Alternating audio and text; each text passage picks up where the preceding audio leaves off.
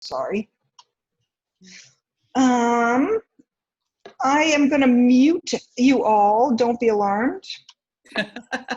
Or Julie, will you mute everybody, please? I shall.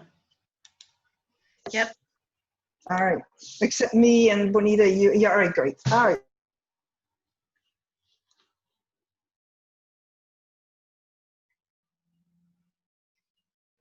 Gotcha.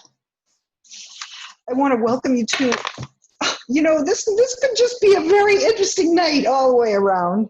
The speaker falls out of my ear. If that keeps happening, I will dump it. It's been a great month. Every Thursday, we have had 3 artists, tonight 2, from the series of Family Trees, and it's been so interesting to talk to everybody.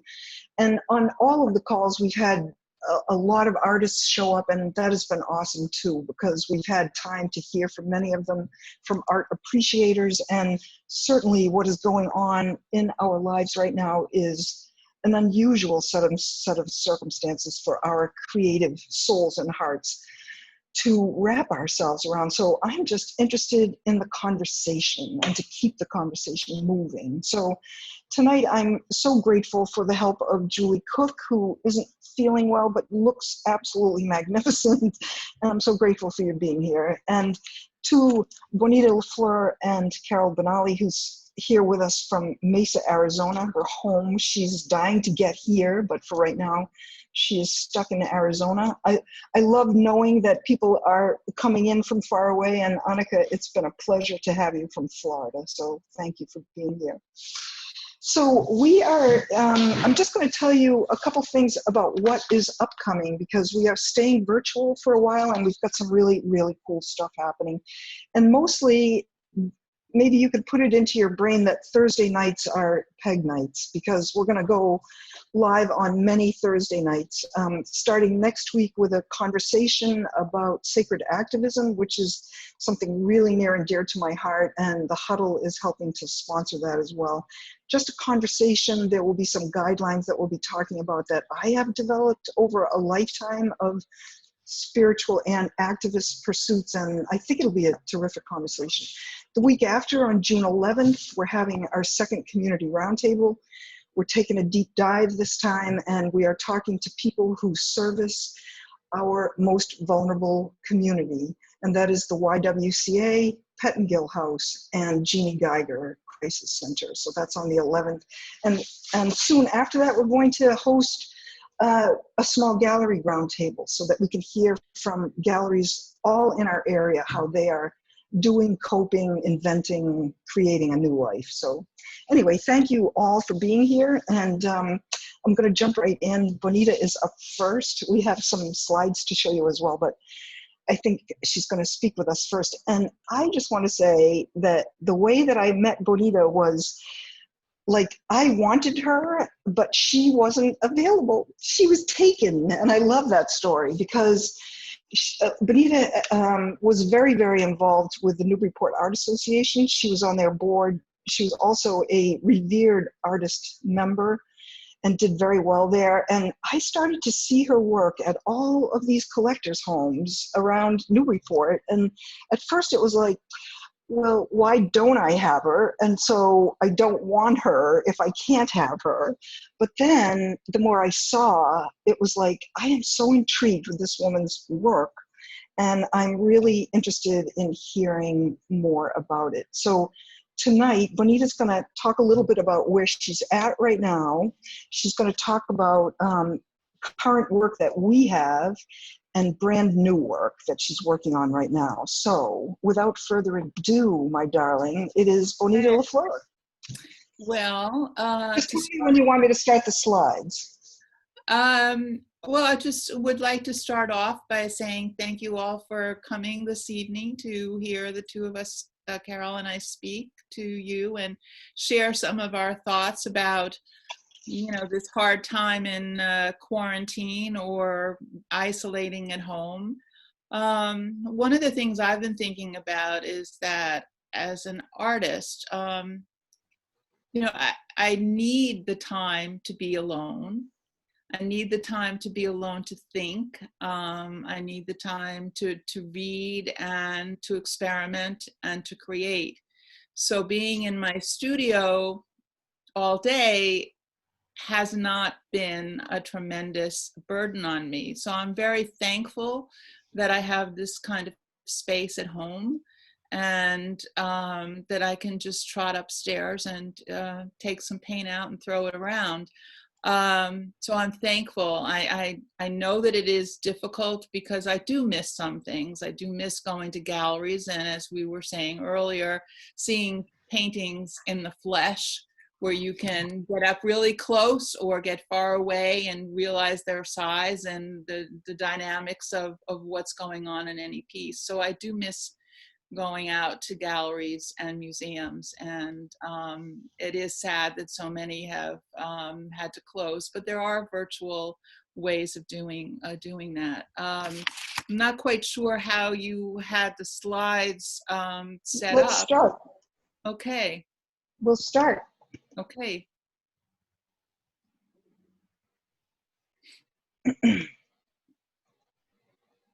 There's you. Hi. This is a painting I did for this latest show, Family Trees, and I did it specifically for the show. I found a photograph of this amazing tree in a park in England, Wakehurst, and that's the name. And I just started drawing lines, and it looked like roots and maps, and I just had fun with it. So to me, this is playful and an abstraction of a tree and roots, and thinking of maps and how roots are connected and how trees are connected. So I thought this was fun. I haven't gone back and tried to do anything very similar to this at this point, but I like it. So so I thought, yeah. So I liked, it was enjoyable to do. This one I did I think a year ago, and it was after one of the women's marches. I guess they were in January or February. And it's called They Didn't Know We Were Seeds. It's a very small painting. And I love doing architectural structures that are falling down and layering paints so you can see through different elements. And I always use acrylic, and I use pastels with pastel markings on the painting. But here what I've done is I've flipped the house upside down, and there's a few little dots and circles around. So I thought I would use the statement, they didn't know that we were seeds, because even when you turn everything upside down and backwards and things seem the darkest, it's, you can take the time to plant some ideas and do something different, and hopefully those things will grow. So that was the impetus behind this painting. This is a unusual one for me because it's more linear, although there are a lot of elements that I like to use with drips and layering of paint. It's actually a photograph of Children's Island. I guess it's across from Manchester or something like that, close to there. And I found the image, just as an aside, in Wikipedia. So you never know where you're looking for ideas. And so I just like the way that the horizon and the sky blended in, and how I was able to layer. So I absolutely love where the island meets the horizon. And I think that background and midground has been so successfully accomplished in this one. That's why I wanted to include it. I love it. Thank you. And now we're moving into brand new work, which I would love to hear your heart and soul about these. Well, I've been doing an awful lot of structures for the last several years, and you know, it's, oh, that's the lady that paints the barns, right? And so, or the buildings that are falling down, or some kind of architectural element. And I thought I would really push myself at this time where I didn't have a show coming up on the horizon where I had to do a body of work. And so that kind of pressure was off me. And I just wanted to play around with doing landscapes. And the idea was to use the same techniques that I had used before with the architectural structure, because you can probably see underneath some of these layers, there looks like there's something on the upper left hand in the sky, and underneath some of these patches of green. So the painting, one of the techniques I use in these paintings is I start with very light washes of watercolor kind of base with the acrylic, and then I start flipping the painting around. And then I'll paint over it with thicker acrylics, and then I'll start making some serious marks. So this is, you know, a landscape of my imagination, someplace I'd like to walk on when we get freed of not being able to, you know, travel. So this is someplace in the north of England, and that's the series that I've worked on. So may I ask you a question? Sure. Having an affinity and a love for architecture, this is probably very limiting to think, but it's a certain part of the brain that sort of forms that. These are much less walls, much more free-flowing and curves. I'm just wondering, do these new paintings bring you deeper into your heart space? Are you in a state of longing when you're painting them, or is it in your head? What kind of a painter are you? I would say that this is definitely a different way for me to put the paint on the canvas, because I'm using more lines that are curved and going, you know, going off into infinity. I'm really looking at the shapes of the trees and the fences and the stone walls as more expressionist type of viewing the scene. So I really enjoyed doing it, and I also enjoyed finding 7,000 colors of green. I think I started this before the green started to appear outside our windows, so it was very therapeutic in that regard. All of these new ones have a ton of green. Yeah. Here we go. Yeah. So this is another one, and what I had done, and I had posted this, I think, on my Instagram account. I had done a series of very small, quick sketches that were of this kind of landscape. And what I wanted to do was to limit the palette. So while there are a lot of greens in here, I was actually had pots of these different colors that I started with on the smaller scale. I think they ended up being like 8 by 6 inches. And so when I went to the canvas, I had the colors already mixed and ready to go. And I had these imaginary shapes and wheels and stone walls and fences or whatever thing flew into my head at the time. I very much love how it falls off the top into some sort of airy, fairy place. Yeah. All that neutral tone. It's beautiful. And I love, love, love the curves. I love the curves. You do curves good. Thank you. And I think this is the last one that I did in the series. This one was pretty big. It's 46 inches long by, I think it's 20 something high. And this is more vibrant, but I'm still using the same colors, but mixing them up in different ways. And it was a lot of fun. I especially liked doing the different shades of blue, green, and the layers. And I did flip this over and around a couple of times. So you'll see markings in the foreground that look like they might belong in something else. And it's simply that I find that when you paint over something, it and you can see through it, it gives the painting a kind of movement and life that you might not get if you were just doing solid color. So even some of the areas in the hills, like the line on the upper left hand that goes across the top, shows that there's an underpainting in there, and part of the hill also has underpainting and where there's some kind of structure. So it gives it a vibrancy that becomes more accidental and experimental by doing it that way. I also think that it allows the viewer to go further. Those patches let a person enter in a different way into the painting, in my opinion.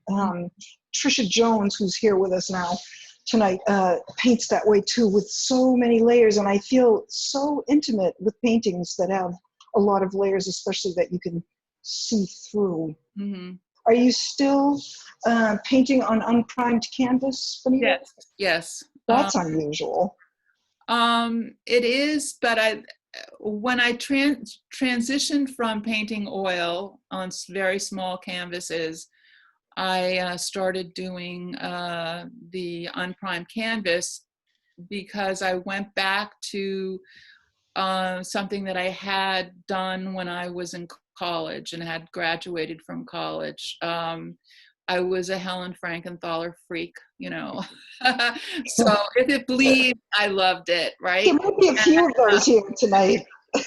So I just felt that the unprimed canvas also allows the paint to do some funky stuff, and it just makes it much more interesting. Plus the whole process of stretching my own canvas works for me. I mean, You know, I have painted on unprimed canvas, and what I loved about it was the stain-like quality and how each color was differently affected by that unprimed surface. Exactly. It was really fascinating.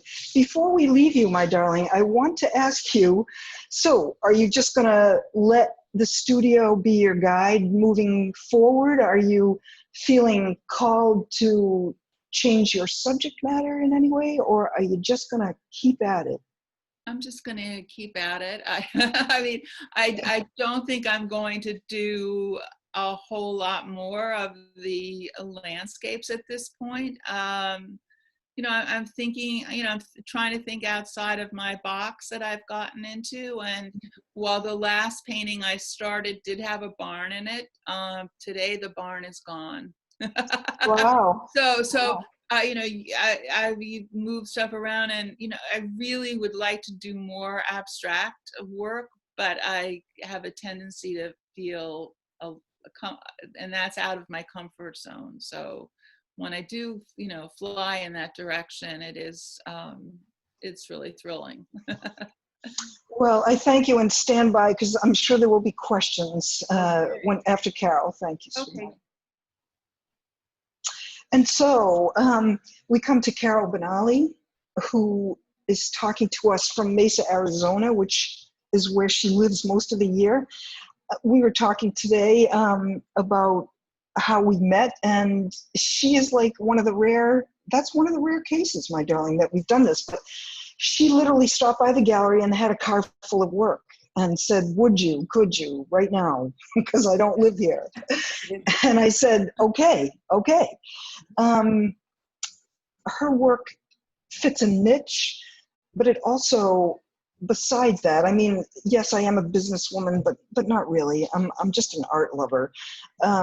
And we are a contemporary art gallery, and I was very hesitant to go very traditional. Her work is traditional, but there's something so elevated about it. She goes deep into the mystery while staying really high in the colors. So her colors are high, but her message is deep. And we've been working together so successfully since you came on board. People love your work, and you are so amenable. And she comes here for at least a month to paint her marsh scenes before going back to Arizona. But this year is a little different. So I'm going to let you start with yourself, my darling, and then we'll go into your slides. Hi, everyone. Welcome. I'm so excited to do this. I've, you know, when this whole COVID thing came about, I was so happy. I threw away my calendar. I threw away all my obligations, right, except for my plane ticket to Boston. But I just threw it all away and said, what do I want to do from my own heart? You know, what is it that I really want to feel? And so I experimented drawing. I was doing horses and people and skies, and I just do everything. I have a traditional background. Yes, I went to Mass Art in Montserrat, and you know, I come from a real abstract background. But you know, as I developed over the years, I felt as though I really wanted to express myself with color and light, and through that, make you feel the place that you're at. It's not a perfect rendering, but it is. It's to make you feel that special place. I go out and I have over 60,000 photos, but I have to be in that place for a while. I'll go back. I've been back to Massachusetts every summer.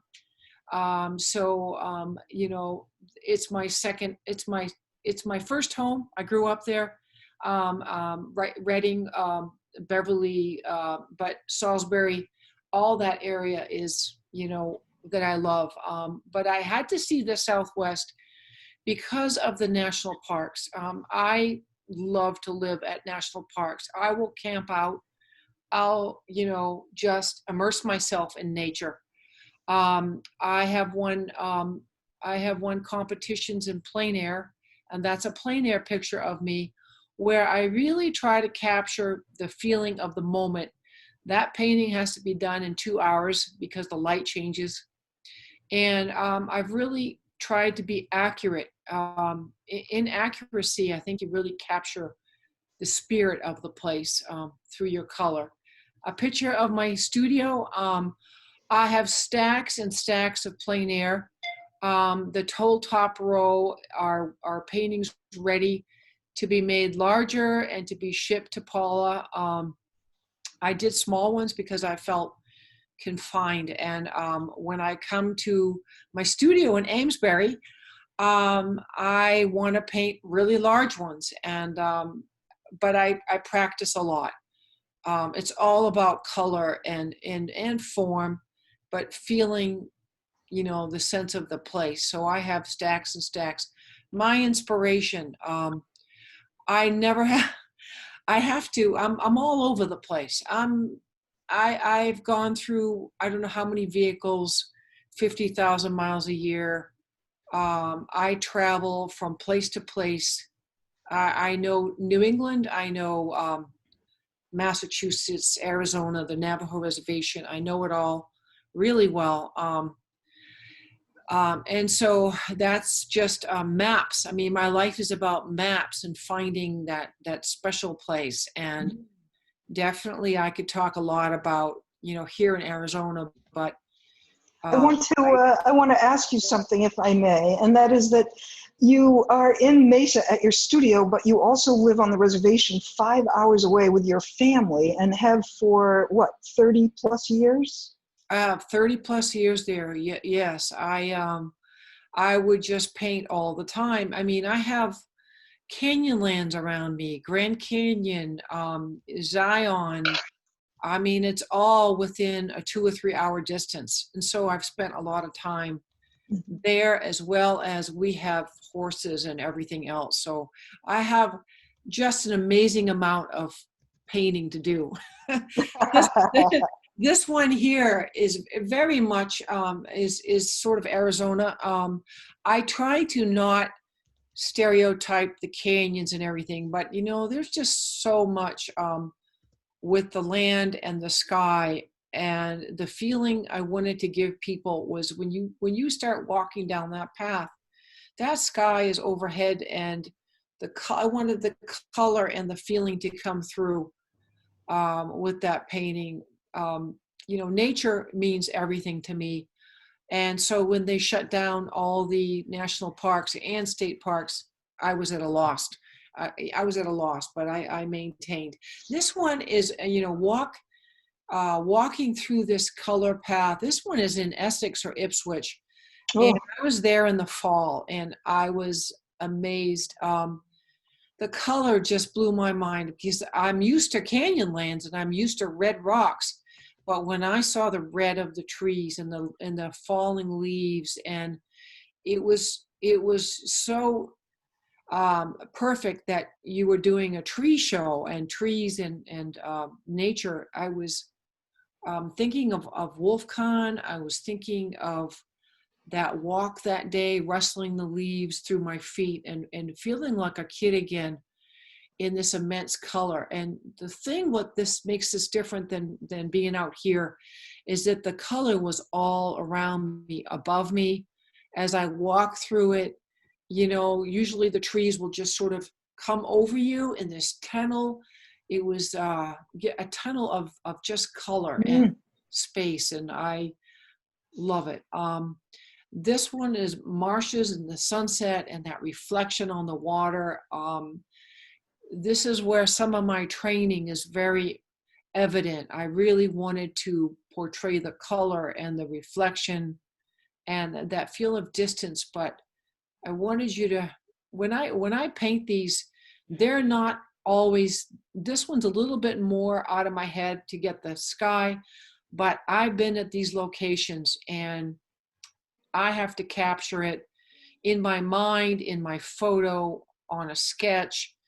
There's a lot that goes into it, and I just love the color and the way it's colorful up front, and then as the marsh goes back, it loses its intensity, and it's grayed down and goes back into space.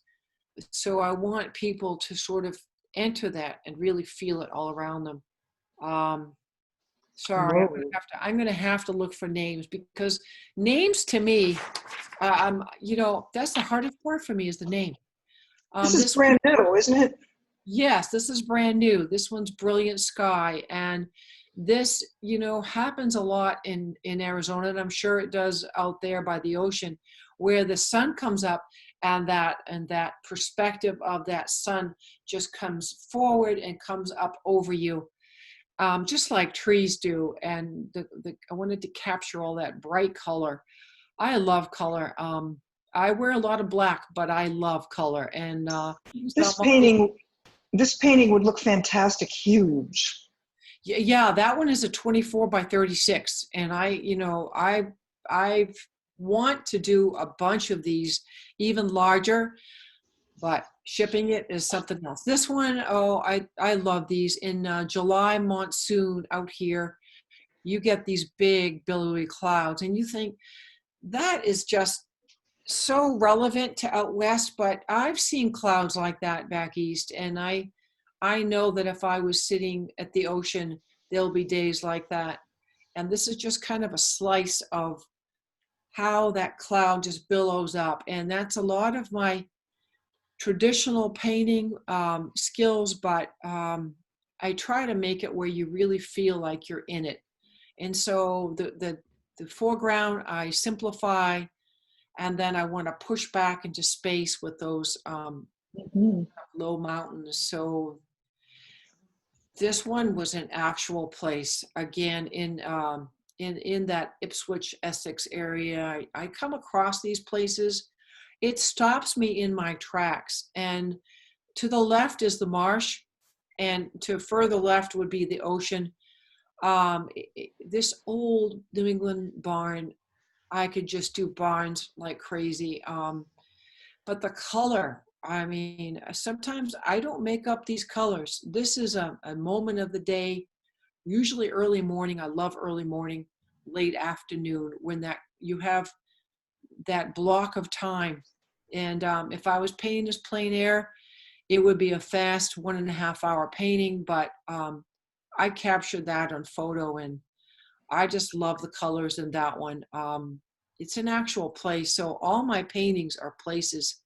This is out my front door in Pinon, which is on the National Station. This is a sea of sage and rabbit brush. And sometimes I swear I can smell the salt air. I take away the mesas and I can see the ocean. So I'm in the West, but I can feel the East. And so I just travel back and forth, 5 hours on a plane, 5 hours north. Doesn't make any difference. I'm there. As long as my legs carry me. This painting feels to me like very familiar ground to you. That it's that Yeah. this is familiar, and you can see that, I think, in this picture. This is actually a plein air painting that I entered in New Mexico as for an art show, and it was done in 2 hours. And I sat there and painted this right on location, because to me, sometimes sometimes I can't fake nature and get the same feeling. Like I can't really paint on a cloudy day. I could paint on a misty day, but a cloudy day, I need to see that sunlight and feel that. No. This one is an actual place. The clouds I made very stylized, but the bottom mesa is a very special place to me. It's through the Navajo Reservation. If you've known Ed Mell, he's a very famous painter. But I live in this area. I live with black rocks, red rocks, and the sky. I wanted you to feel the air and the movement going through that mesa, and I travel through there all the time. I was so captivated when I first saw it. Just astounded at these big shapes. Okay. Yeah. So we are going to talk to you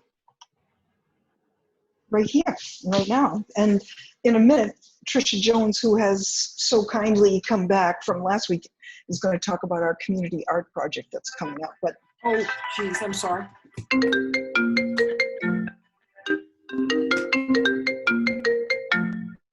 whose phone is that? Oh. That's me, and it comes on my computer. Sorry. Yeah. Does anybody have a question for Carol or Bonita that they would like to either chat? Are there things in the chat box? I'm muted. Yes, Hold on. Tricia. Wait a sec. Can you unmute yourself, Tricia?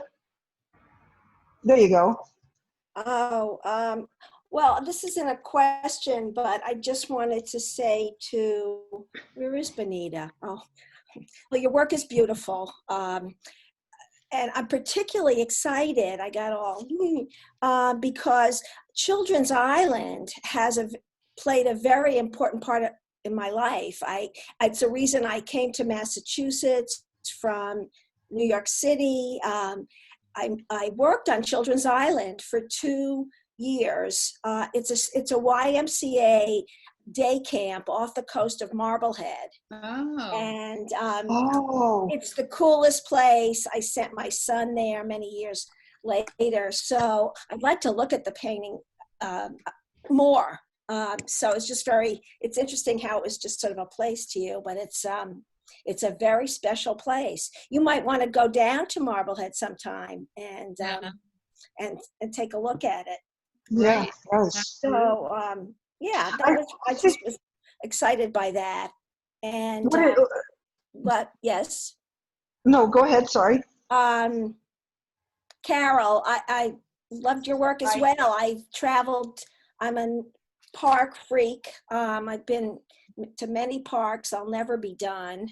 And your paintings really touched me and just made Thank me you. wanna, and I don't know whether I will, when and if I will get to any parks, but one day at a time. I just wanted to comment on stretching your own canvas, because I did it for years, and I feel like it was always part of the process, because the size itself is such a personal thing for each painting, and I didn't want to get into that, like I'm just going to buy, although I ended up doing that, like 6 or 12 36 by 36s or whatever. I loved the idea I could create my own size and then stretch it. That was manual labor. It was a process that prepared me for the painting itself, I think. Sorry. There we go. Stop. Anyway, I want to take a couple of minutes now, if I could, to show you this next piece. And I'll move ahead to this one as well. And ask Tricia, well, I'll give you a little introduction. The two artists that spoke last week, Heidi Neufeld and Tricia Jones, Tricia who's here now with us now, talked about creating a community art project together. This is Tricia's work, and so I'm going to let her explain what it is, but I'm going to introduce it with the title of our community art project, because to me it's incredibly beautiful. This project is going to be called Suspended Animation, a community art project of joys and sorrows, a COVID conversation. So Tricia, why don't you tell us what this is that we're looking at? I can't see her, so Yeah. Julie, can you unmute her? Okay, good. This may be repetitive for anyone that was here last week, but this is what I termed a visual journal from 2017 to 18. Little collages that I made every day for, and not 365 days. It was I cut it short, but each day I found I zeroed in on something that brought joy to my heart, large or small, and kept them together, and then prepared to mount them and hang them. It's very simple. It's in my studio now. I just finished it right before COVID, so it hasn't been shown to too many people. But Paula was attracted to it, and we're going to use it as the format for this project. The days, well, the squares will be larger in this presentation, probably something like 6 by 6, and we're hoping to have people come to the gallery, pick up their little bag with their pieces to work on in them, and do a piece that represents joy or sorrow or both, or whatever feels right for them, and return them, and then we're going to mount them and hang them. And we talked about, we don't know how many people will participate, but if we get a lot, and I think we will, if people spread the word, to make it a traveling kind of exhibit locally, right, to various places. That would be. Yeah. I'm very, very attracted to it, and I'm attracted to it because I love the idea of giving opportunity to all of us who are present here tonight and beyond to express ourselves really simply, but from the heart. We know there are joyful moments in what we're going through, and we know there's a lot of sorrow too. So I never want to stop the response, to elevate it too quickly if it isn't ready. So I'm willing, and I think that we all will become willing to see both sides of what is going on within each of us. And so we're working on that. We would love to know if you are interested. You can reach out to me so easily through my email or website. You can add your name to the chat box. But we would love artists to be involved, to take many kits with them and pass them along. And we want to do this in a timely manner too, so that we can start feeding the community, like we mentioned last week, with beauty. I mean, it's our jobs as artists and lovers of art to keep spreading the word of joy and beauty, which I think you're also very good at. So it's open for a few minutes of questions before we end. And remember that next week is Sacred Activism. The week after that is a community roundtable hearing from our most vulnerable in the community with Jeannie Geiger Crisis Center, the YWCA, and Pettingill house all being represented in that talk. So anyway, we hope to see you soon, but I don't know everybody. Mrs. Kearney, who do you know here? Shall we unmute you? Let's unmute everybody, Julie, shall we? I went to Mass College of Art with Carol, so I came to. And that's so cool. Oh, I'm an art teacher in Winthrop, Massachusetts. So Oh, cool. yeah. been teaching art for over 30 years. So And are you What are you doing now? are you anticipating being back to them in September, I hope? they are, yeah, I don't know. I'm a little nervous about it, but they are, obviously they haven't decided yet what we're doing, but this remote learning crap is crap. So, It's hard, isn't it? Yeah. So could I have a show of hands who our videos are on who would participate in this community art project and help us with it? Sure. Goody, goody, goody. Yeah. That's good. Sure. Oh, goody. Hi, Rebecca. Hi, Sandra. Perfect. I think, our thought was that we would put it up in the window at the gallery, but then that we would bring it over perhaps to the Steam Mill Elder Living building, and even other places that, Library.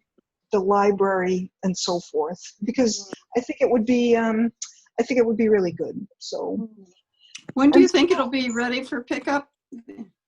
So I'm hoping by she's gonna put the brakes on me. I know she is, because she likes to be thorough, and I'm a wild card. So I'm ready. Like, could we have this tomorrow?